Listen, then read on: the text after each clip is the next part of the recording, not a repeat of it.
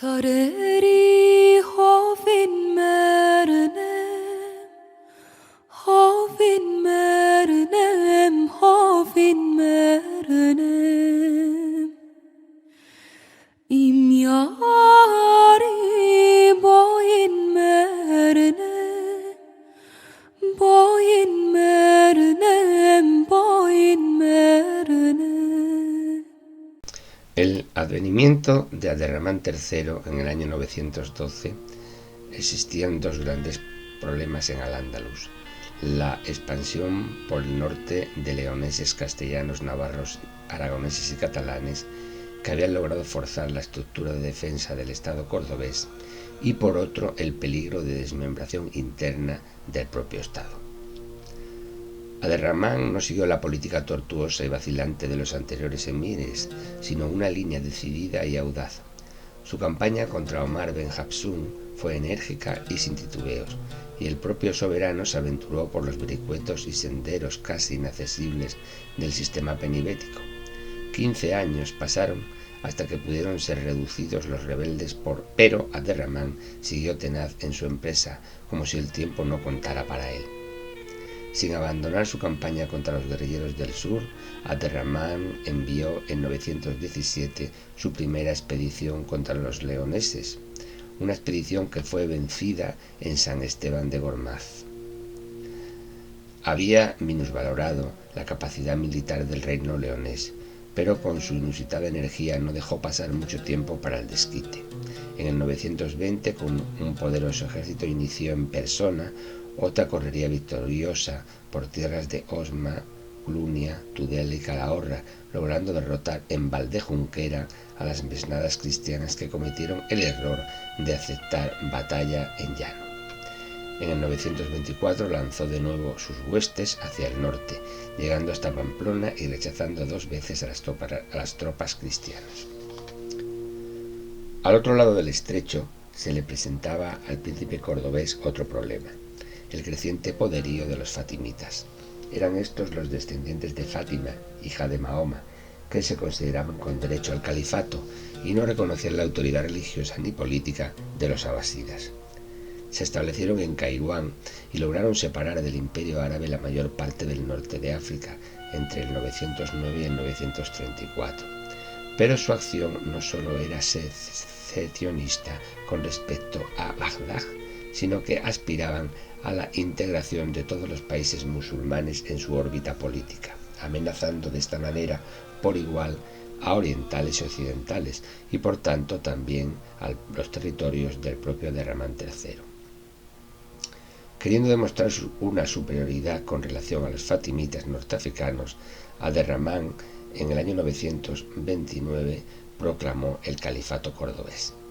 El emirato omeya español creado por Abderramán I había respetado siempre la consideración teórica de representante de Alá y sucesor de Mahoma del califa de Bagdad, cuyo nombre era invocado en las mezquitas españolas. Pero Abderramán III rompió sus lazos religiosos con Oriente y se proclamó legítimo sucesor del profeta, Emir al-Mumenín o príncipe de los creyentes. Ordenó que se le dedicaran estos títulos a partir del viernes 16 de enero del año 929 en las oraciones y actos públicos oficiales. A partir de este momento, Abderramán III se sentirá con suficiente fuerza como para llevar a cabo una profunda reforma del Estado cordobés. Su principal acción fue la eliminación del poder político de la aristocracia árabe terrateniente. Combatiendo sin tregua la tendencia separatista, redujo el poder político y militar de la aristocracia de sangre, al tiempo que creaba una nueva nobleza del servicio para reemplazar la anterior. Apoyó el Estado cordobés principalmente en la clase media ciudadana de Córdoba, Sevilla, Jaén, Málaga, Almería y Valencia, ciudades que prosperaron gracias al comercio. La administración se nutrió fundamentalmente de muladíes y de judíos que durante su tolerante reinado progresaron de manera considerable. Dentro de la administración, el principal sostén del califa fue una suerte de aristocracia palatina y militar creada durante su reinado, la de los esclavos, nombre genérico con el que se designaba a gentes de las más diversas procedencias, generalmente del norte y del este de Europa, que eran vendidos al califa y educados con rigor y solidez en el mismo palacio imperial. Su número fue en aumento y durante el siglo X se puede decir que a ellos correspondió la dirección política y militar de Al-Ándalus. Apenas 2 años después, en el 931, inició en África, donde hasta entonces se había limitado a proteger a los príncipes de Nekur contra los fatimitas, una política más activa, aliándose con Mohammed Ben Jazir, jefe de los bereberes de Magragua, que expulsó a los fatimitas del Magreb central, Argel y Orán, y reconoció la soberanía de Abderramán. Esto fue causa de que los Mignesa, poderosa tribu norteafricana, abandonara también a los fatimitas y de que el soberano andaluz se apoderase de Ceuta, llave del Estrecho y de Marruecos, en 931. En 934 organizó una despiadada correría que llegó hasta Burgos y 3 años después tomó Calatayud y una treintena de castillos más, recorriendo la mayoría de las comarcas septentrionales y sometiendo Navarra a vasallaje.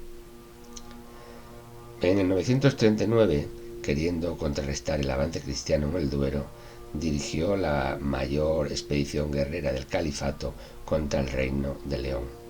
En todas las mezquitas se proclamó la Guerra Santa y acudieron tropas de todos los territorios dominados por los musulmanes en Al-Ándalus para unirse al ejército profesional integrado en su mayor parte, como hemos dicho, por esclavos y con sede en Córdoba. El propio califa se puso al frente de este enorme ejército. Las crónicas hablan de 100.000 hombres y se dirigió contra Zamora, la ciudad conquistada por Alfonso III Leonés en el año 901, que era la auténtica cabeza de puente para la intensa repoblación que se estaba llevando a cabo en el Valle del Duero.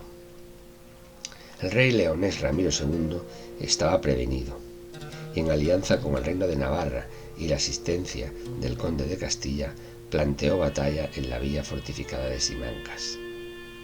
Las repetidas cargas lanzadas por la caballería musulmana no lograron romper la resistencia de los defensores y tras 5 días de lucha causaron una enorme mortandad en ambos ejércitos.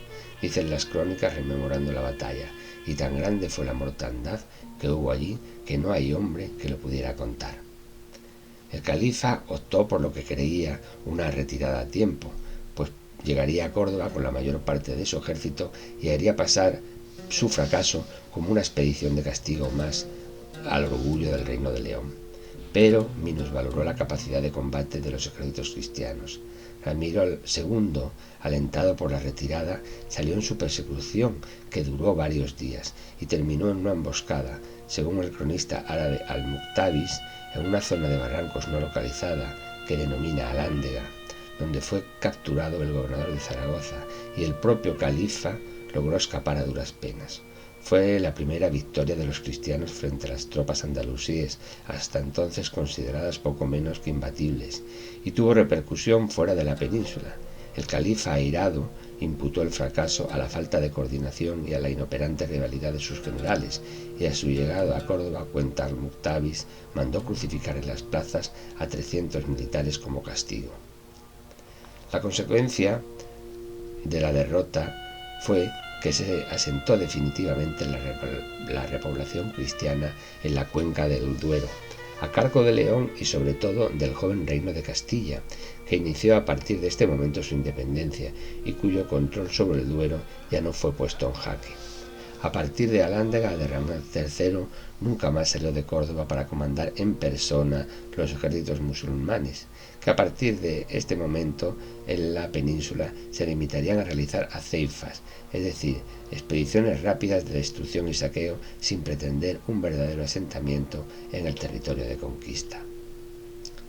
Se produce con ello una relativa estabilización en la frontera cristiano-musulmana durante el califato. En su extremo norte quedaban los territorios de Afranca, es decir, los condados catalanes y aragoneses pirenaicos y el reino de Navarra. La llamada frontera media seguía aproximadamente el sistema central montañoso que separa ambas mesetas castellanas, y la frontera inferior dejaba en territorio califal la cuenca baja del Duero. Al norte quedaban los condados gallegos, dependientes del reino leonés, y el condado castellano, que inició en aquel momento, en el siglo X, su recién adquirida independencia.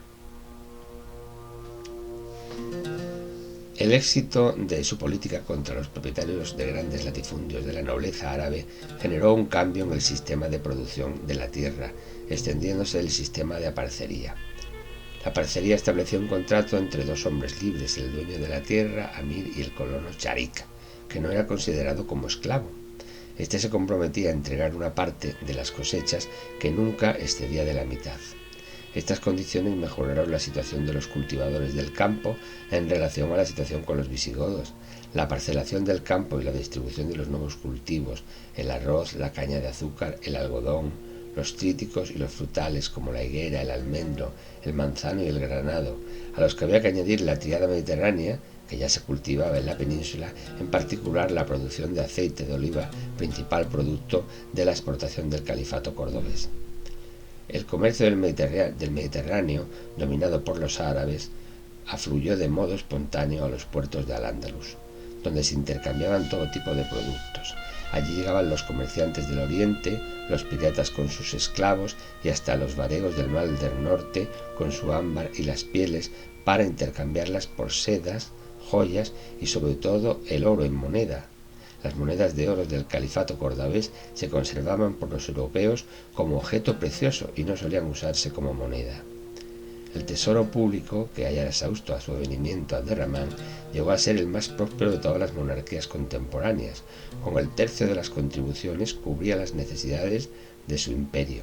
Otro tercio se empleaba en construcciones, embellecimiento y comodidad en las ciudades y caminos, y el resto quedaba en reserva para afrontar adversidades posibles o guerras largas. Se calcula que 10 años antes de su muerte, Abderramán III guardaba en las arcas de su tesoro unas fabulosas sumas para aquellos tiempos, ateniéndose al distinto nivel de vida. Un viajero de su época decía que los dos reyes más ricos del universo eran los califas de Oriente y Occidente. Abderramán consiguió orden y prosperidad por dentro y respeto y consideración por fuera. Aumentó la producción de la riqueza, fomentando la agricultura, la industria, el comercio, las artes y las ciencias, hasta su grado más floreciente, y embelleció su capital, Córdoba, que pudo muy bien ser comparada en belleza e importancia a la propia Bagdad, metrópoli del Califato Oriental. Córdoba contaba entonces con una población de 250.000 habitantes. El apoyo de la dinastía en los comerciantes y artesanos de las ciudades fue la causa de este desarrollo y esplendor cultural del califato. La población vivía feliz, en general una metrópoli con 300 baños públicos, 300 mezquitas y cuyos arrabales y extramuros, caseríos y otros grupos diseminados llegaban a integrar 28 barriadas. La población gozaba de bastante poder adquisitivo. Casi nadie viajaba a pie. El más modesto ciudadano poseía al menos un caballo para trasladarse de un lugar a otro. En el seno del califato cordobés vivían laborando juntos hombres de toda raza y religión. Largos periodos de paz hicieron posible tanto esplendor. Durante los tolerantes reinados de Abderramán III y su hijo Al-Hakem II, musulmanes y cristianos convivieron pacíficamente, porque ni uno ni otro credo religioso eran impuestos por la violencia. Y la cultura arábigo-española cobró tanta importancia que hasta el advenimiento de la época renacentista, la cultura europea se basó en gran parte en obras hispano-musulmanas traducidas al latín y difundidas al norte de los Pirineos. Las enseñanzas universitarias se daban a modo de gran madrasa o colegio en la mezquita principal. Pululaban los estudiantes. Al-Hakem II fundó unas 300 escuelas gratuitas. Eran poquísimos los cordobeses analfabetos en aquel tiempo, cuando casi nadie sabía leer ni escribir en el resto del mundo. Este nivel tenía también la industria, la artesanía y la economía del país. La ciudad era una colmena activa, donde trabajaban las almazaras, las tolvas de los molinos, el cardado del cáñamo, resoplaban las fraguas. Había en Córdoba unos 15.000 tejedoras de lana, y el acero se templaba con igual perfección que las fraguas de Toledo y de Damasco. En la urbe cordobesa adquirió tal prestigio el curtido y repujado de pieles y cueros que su producto recibió para siempre el nombre de Cordobán. Un cordobés, Ben Firnas, inventó el cristal. Al-Hakem II comenzó a reinar en el año 961, cuando la expansión del reino fatimita de Kairouan con la toma de Fez había arruinado la política de influencia seguida por su padre en el norte de Marruecos. Bibliófilo y empedernido lector, por lo que se le apodó el sabio, llegó al trono con 40 años cumplidos. Fue consciente y respetuoso con la tradición y la obra de su padre y precursor. Su reinado de 15 años fue uno de los más pacíficos y fecundos de la dinastía omeya andaluza, aunque debe señalarse que no tuvo la energía ni el mismo carácter rectilíneo y autoritario de su padre. Sin embargo, luchó contra los cristianos, obligando a Fernán González, a Sancho de León y a García Navarra a pedir la paz que el califa no trató de quebrantar en modo alguno.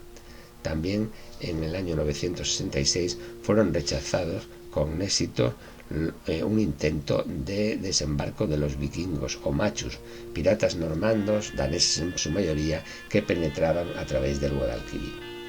La salud de Al-Hakem II no era muy robusta. Propenso a la parálisis, un ataque de hemiplegia le impidió a finales del 974 toda actividad. Superó esta crisis, pero no por mucho tiempo. Antes de 2 años cayó fulminado por la misma dolencia. El esplendor del califato, levantado por los 2 primeros califas, dependía en gran medida del prestigio de la figura del monarca y de su capacidad de detener la progresiva preponderancia que iba adquiriendo la nobleza palatina, los burócratas y los esclavos, que dominaban la administración y el ejército sobre la clase comercial y artesana de las ciudades en que se sustentaba el califato. El equilibrio se rompió a la muerte de Al-Hakam, pues su sucesor Hissén II fue un niño de 11 años de edad bajo la regencia de Al-Musafi y del amigo de este último, el general Mohammed ben Abi Amir, que haría famoso y universal su sobrenombre de Almanzor. En frase cervantina, Almanzor fue el clásico personaje de los que tuvieron principios humildes y se fueron extendiendo y dilatando hasta llegar a una suma grandeza. Empezó redactando memoriales a las puertas de palacio, desempeñando luego empleos subalternos, pasó después a ser administrador del heredero del califato y se introdujo en las altas esferas, intrigando junto a Aurora Zobeya, la sultana favorita del califa Al-Hakem. La carrera de Almanzor fue rápida y fulgurante. Intendente de los bienes de la propia sultana, director e inspector de moneda, comandante de las Fuerzas Armadas de Seguridad Interior del Califato, todo en sucesión inmediata. Entonces inició su preparación militar. Una guerra en Marruecos le proporcionó el clima guerrero que necesitaba. Los fatimitas ya no eran peligrosos, pero sí lo eran sus aliados, los edrisíes, sobre todo el rey de Tánger y de Arcila. La intervención de Almanzor en la campaña satisfizo a todos y pudo captarse valiosas amistades entre los príncipes africanos que más tarde le fueron útiles en extremo. A poco de regresar a la península murió Al-Hakem II, sucediéndole Hissén, menor de edad y bajo la tutela de Aurora Zobeya, lo cual equivalía a decir sometido a la de Almanzor, su amante. Intervino acto seguido en el asesinato de un hermano del califa difunto, a quien pretendían entronizar unos eunucos, y en el año siguiente, en el 977, emprendió su primera campaña contra los cristianos del norte, a quienes venció. Regresó a Córdoba con magnífico botín, que con toda intención repartió generoso entre el elemento militar. Al propio tiempo se atrajo a Galib, general en jefe del ejército, casándose con su hija Asma, y poco después logró destituir al anterior primer ministro y se hizo nombrar en lugar suyo. Cauteloso, audaz y diestro, Almanzor iniciaba su carrera de dictador del califato. Almanzor comprendió que necesitaba atraerse al elemento clerical, los alfaquíes, para poder ejercer influjo político permanente. ¿Acaso, a pesar suyo, porque no era hombre inculto, mandó quemar todos los libros de la grandiosa biblioteca de Al-Hakem II que versaban sobre filosofía, creándose así reputación de piedad y ortodoxia? Luego, de acuerdo con la sultana Aurora, mantuvo recluido al débil Hissén entre las mujeres del harén del palacio califal, donde quedó anulado para siempre. Al dictador del califato solo le quedaba emprender a fondo una reorganización militar para manejar así todos los resortes del poder. Para sus reformas en el ejército alegó motivos patrióticos. Suprimió la antigua organización por tribus, idea ya iniciada por Aderramán III, y creó un ejército propio a base de soldados mercenarios adictos y muy bien pagados, que reclutó fundamentalmente entre los bereberes en el norte de África y entre gentes de aluvión procedentes de Galicia, Castilla y otros países cristianos. Los soldados africanos fueron los profesionales más adictos a Almanzor y constituyeron el armazón de sus fuerzas armadas, muchos de ellos inspirados por el fanatismo de la Guerra Santa musulmana. Todo ello fue muy mal visto por su suegro Galib, militar de vieja escuela y constante en su lealtad monárquica, a quien alarmaban las maniobras del dictador. El choque entre ambos fue inevitable. Entablóse una batalla entre las localidades de Atienza y Gormaz en Soria, y Galid murió combatiendo contra las tropas de Almanzor. Este se revolvió entonces contra los leoneses, que habían demostrado simpatía a Galid, asaltó y saqueó Zamora en el 981, dando muerte a 4.000 cristianos y cautivando a otros tantos. Los ataques y ofensivas contra los reinos del norte no cesaron ya hasta la muerte del dictador.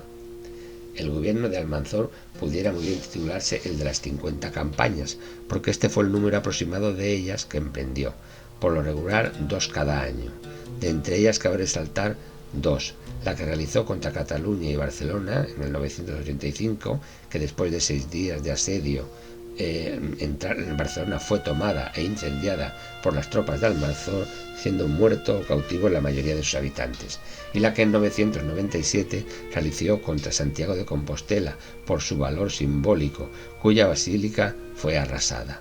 En el 999 ocupaba Zamora con fuerte guarnición y llegaba a Pamplona. En la siguiente campaña recorrió el Valle del Ebro hasta Zaragoza, y el régimen de muerte y terror que impuso a los cristianos dio ocasión a que estos creyeran a pie juntillas que el año 1000 era el del fin del mundo. Entretanto, Almanzor se desembarazaba de todos cuantos pudieran hacerle sombra política. El almirante Ben al-Rumais, el príncipe Zad Ben Ganum, su primo Ascalacha, el príncipe Adalá Piedra Seca, algunos de ellos asesinados a traición y sangre fría. Almanzor solo podía sostenerse apoyándose en la delación y el crimen. Cuando ya no sirvió para sus fines, también se deshizo de la sultana Aurora Zobella, confinándola en un destierro muy poco dorado. Para callar murmuraciones populares, decidió ampliar la mezquita de Córdoba con otras 8 naves a costa de muchísimo gasto, indemnizando regiamente a los propietarios de las fincas colindantes expropiadas, pero haciendo trabajar en ella duramente y entre humillaciones a numerosos cautivos cristianos. Los altos gastos de las campañas para el mantenimiento del ejército de mercenarios determinaron un enorme incremento en la exacción de impuestos, una devaluación de la moneda que pasó a ser de cobre y un grave decaimiento del comercio y la industria. Al-Ándalus fue perdiendo año tras año el activo comercio que tuvo en la primera mitad del siglo X, y paradójicamente cada victoria de Almanzor hundía más y más el califato. En el año 1002, en una expedición a La Rioja, Almanzor cayó gravemente enfermo, y al retirarse sus tropas, quizá rehuyendo un combate en Cala de Añazor, batalla cuya existencia no está históricamente comprobada, siguió Almanzor camino a Medinaceli, lugar donde murió. Un cronicón castellano de la época anuncia brevemente el suceso. En el año 1002 murió Almanzor y fue sepultado en los infiernos. En menos de 30 años, una de las culturas más florecientes de la Edad Media se derrumba. Esta vertiginosa caída se debe a la desmesurada injerencia de los pretorianos bereberes y eslavos en los negocios públicos, a la anarquía creciente de la plebe de Córdoba, pero sobre todo a la falta de sustento de la clase burguesa de las ciudades de Al-Ándalus, cuyos intereses estaban en contraposición con los de una dictadura militar que interrumpía el comercio con las emergentes ciudades-estado italianas, Génova, Pisa, Florencia, pues la expansión comercial, ahora interrumpida, había sido la causa de su esplendor y riqueza. La dictadura de Almanzor fue funesta para el califato. Sus espectaculares campañas fueron efímeras. Nos suenan hoy como simples algaradas audaces, pero muy comprensibles dada la gran cantidad de zonas despobladas y desguarnecidas que separaban los castillos de las zonas avanzadas.